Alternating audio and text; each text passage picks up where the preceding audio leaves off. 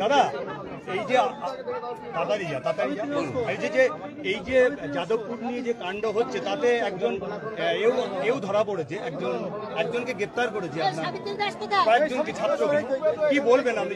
ছাত্র ফাত্র নয়, এগুলো মাকু যারা বলে কাশ্মীর মাঙ্গে আজাদি, তো কি ছাত্র? এর জন্য দায়ী মমতা ব্যানার্জি। 2019 সালে ভারত সরকারের রাষ্ট্রমন্ত্রী, তৎকালীন বিজেপি এখন তৃণমূলের মন্ত্রী বাবুল সুপ্রিয়, তার উপর যখন আক্রমণ হয়, মমতা বন্দ্যোপাধ্যায় বিজেপি বলে তার পুলিশকে নিষ্ক্রিয় রেখেছিল। তদানীন্তন রাজ্যপাল, আজকের উপরাষ্ট্রপতি জগদীপ ধনখড় সেন্ট্রাল ফোর্স নিয়ে গিয়ে ওকে উদ্ধার করে।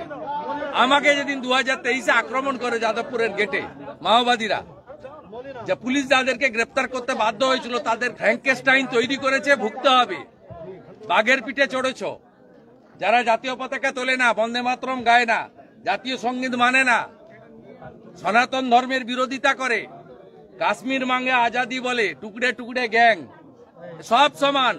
যারা সেকুলারিজমের কথা বলে তারাও যেমন, আর যারা মাওবাদের কথা বলে, ভারতবর্ষের সংবিধানকে মানে না, গোমতী থেকে গোদাবরী আলাদা দেশ চায়, তারাও সমান।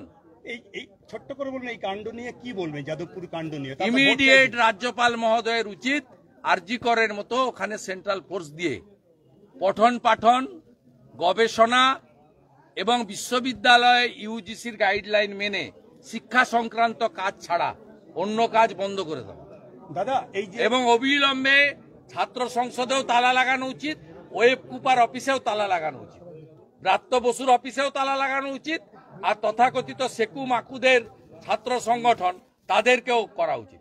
আর যারা আরএসএস সংগঠন, আরসিসি সংগঠন না কি একটা বলছেন, মাওবাদীদের সংগঠন, মাওবাদীদের যে ছাত্র সংগঠন বলছেন, সেই আরসিপিপি নাকি, সেই সংগঠনকে অবিলম্বে তাদের বিরুদ্ধে ব্যবস্থা গ্রহণ করা উচিত।